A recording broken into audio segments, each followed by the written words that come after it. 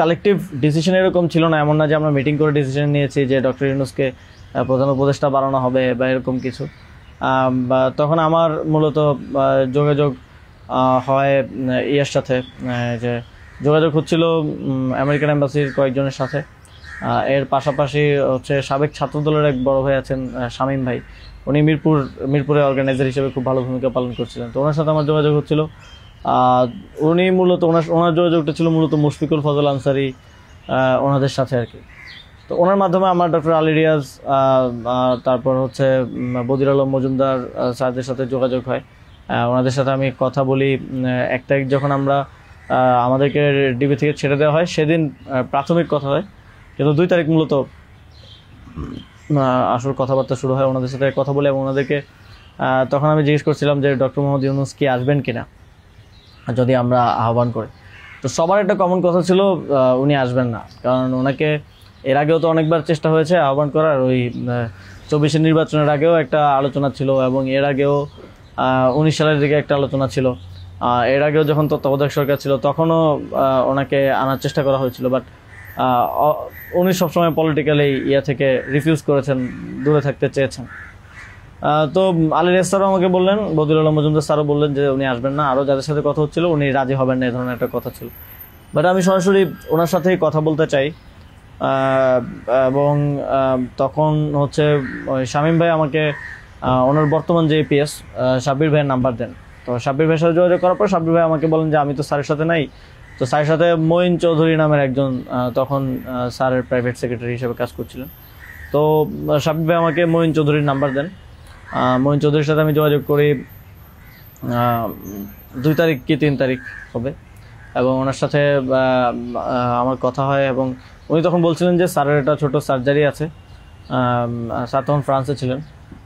তো সার্জারি আছে এবং পরবর্তীতে আমি ওনাকে মেসেজগুলো ক্লিয়ার করার চেষ্টা করি যে আমরা চাচ্ছি এমনটা।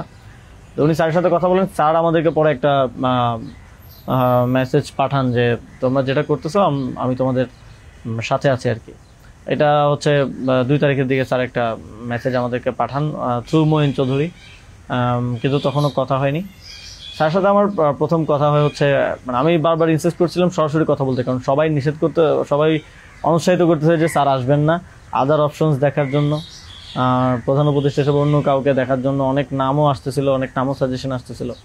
কিন্তু আমার চিন্তাটা ছিল যে আমাদের যে অর্থনৈতিক ভঙ্গুর পরিস্থিতি, তারপরে একটা বিশেষ পরিস্থিতিতে আমরা সরকার গঠন করলে সেটার জাতীয় আন্তর্জাতিক যেই স্বীকৃতির ব্যাপার আছে, এগুলো আসলে ডক্টর মোহাম্মদ ইউনূস ছাড়া পসিবল হবে না। তো সেই জায়গা থেকে আমি বারবার যোগাযোগ করার চেষ্টা করি। পরে মঈন চৌধুরী স্যারের সাথে আমাকে কথা বলিয়ে দেন। সম্ভবত ওনার নাম্বার থেকেই প্রথম কথা বলা হয় এবং স্যারকে আমি অ্যাপ্রোচ করার পরে স্যার আমাকে বললেন যে আমি হচ্ছে তোমরা অন্য কাউকে ভাবো। এটা সম্ভবত 3 তারিখ। স্যার বললেন যে, এবং স্যার কয়েকজনের নামও বললেন যে তোমরা ওনাদেরকে ভাবতে পারো। এর মধ্যে 2-1 জন আমাদের উপদেষ্টা পরিষদেও আছে এখন। স্যার বললেন যে আমার লাইফটা তো ডিফারেন্ট, আমি ওইখান থেকে আসবো কিনা। এবং উনি বলেন যে তাহলে, আমি যখন বললাম যে স্যার আপনাকে ছাড়া হবে না, আপনাকে আসতেই হবে, তখন উনি বললেন যে আমি ভেবে দেখি, তোমরাও ভাবো, যদি আদার কোনো বেটার অপশন পাওয়া যায় তাহলে তোমরা ভাবো আর আমিও ভেবে তোমাদেরকে জানাবো। তো 3 তারিখ তো অনেক কিছু আনসার্টেন ছিল, এক দফা শুধু ঘোষণা হয়েছে, কবে পতন হবে, কবে আসবে, এটা আনসার্টেন ছিল।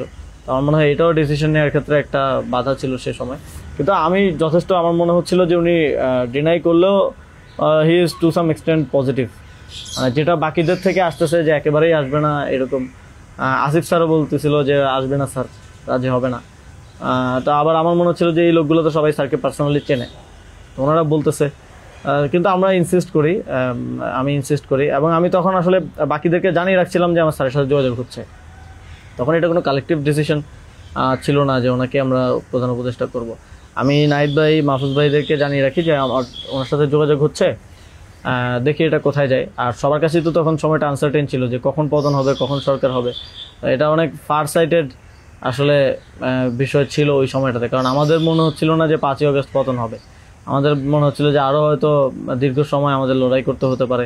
ইভেন সব ধরনের সম্ভাবনাই ছিল, এটা একটা গৃহযুদ্ধের দিকে যাওয়ার পরিস্থিতিও ছিল ওই সময়টাতে। তো পরবর্তীতে যখন এরপর স্যারের সাথে আমার কমিউনিকেশন, স্যারের টিমের সাথে কমিউনিকেশন চলছিল। 5 তারিখ মূলত স্যারের সাথে আবার কথা হয়। মঈন চৌধুরীর সাথে রেগুলারই কথা হচ্ছিল, প্রতিদিন 2-3 বার কলে কথা বলছিলাম।